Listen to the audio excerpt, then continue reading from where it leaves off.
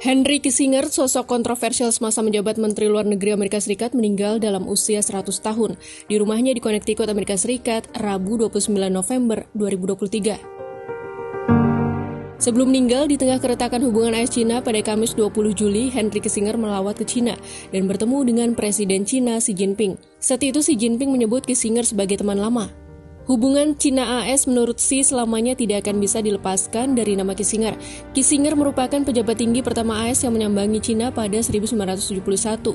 Lawatan itu membuka babak baru hubungan AS-Cina.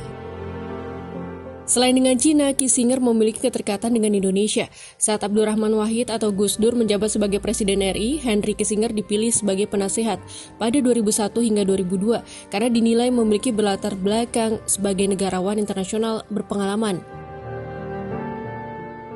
Henry Alfred Kissinger sebenarnya terlahir dengan nama Hans Alfred Kissinger, lahir pada 27 Mei 1923 di kota Fürth, Bavaria, Jerman. Lahir dari keluarga Yahudi Jerman, Kissinger ikut merasakan pedihnya kekuasaan Nazi di Jerman. Ia dan keluarganya mengungsi ke Amerika Serikat setelah sejumlah kerabatnya tewas oleh Nazi. Pada masa awal masuk Amerika Serikat, ia tinggal di pinggiran Manhattan, New York. Kissinger awalnya serius untuk menjadi akuntan, namun niatnya itu tidak terwujud karena diharuskan bergabung dengan Angkatan Darat Amerika Serikat. Ia lalu dikirimkan ke Eropa sebagai prajurit.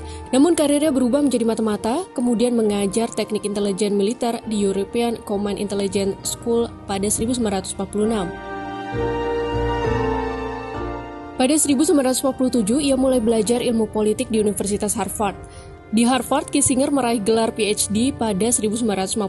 Sambil meneruskan kuliah di Harvard, ia menjadi konsultan di Lembaga Penelitian Operasi Angkatan Darat Amerika Serikat. Ia juga disebut secara sukarela menjadi mata-mata Badan Intelijen Amerika Serikat (FBI). Belakangan ia direkrut menjadi tenaga ahli Dewan Keamanan Nasional Amerika Serikat. Pada 1969, Presiden Nixon menjadikannya sebagai penasihat keamanan nasional. Nixon kemudian mengangkatnya menjadi Menlu AS pada 1973 hingga 1977. Selama 2 tahun hingga 1975, Kissinger merangkap jabatan sebagai Menlu dan penasihat keamanan nasional AS.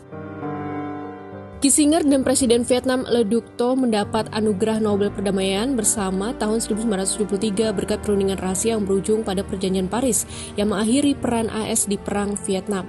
Hadiah Nobel Perdamaian ini termasuk paling kontroversial dengan 2 anggota Komite Nobel mengundurkan diri setelah terpilihnya Kissinger. Presiden Le Duc Tho kala itu menolak anugerah tersebut. Kissinger juga dikenal lewat diplomasi ulang-alik antara Israel dan negara-negara Arab setelah Perang Yom Kippur tahun 1973. Diplomasi itu membuahkan stabilitas dan perdamaian Israel dengan beberapa negara Arab. Kissinger juga merupakan pendukung utama teori detente untuk menghadang Uni Soviet semasa Perang Dingin tahun 1970-an.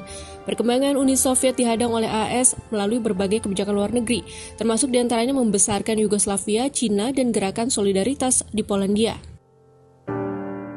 Pada 1975, Kissinger mendampingi Presiden AS Gerald Ford ke Jakarta dan bertemu Presiden Soeharto. Pertemuan ini disebut sebagai persetujuan AS atas rencana Indonesia menyerbu Timor Timur. Kala itu AS khawatir komunis berkuasa di Timor Timur yang kini menjadi Timor Leste. Dianggap tahu soal Indonesia dan paham geopolitik, ia menjadi salah satu direktur Freeport-McMoRan pada 1995 hingga 2001.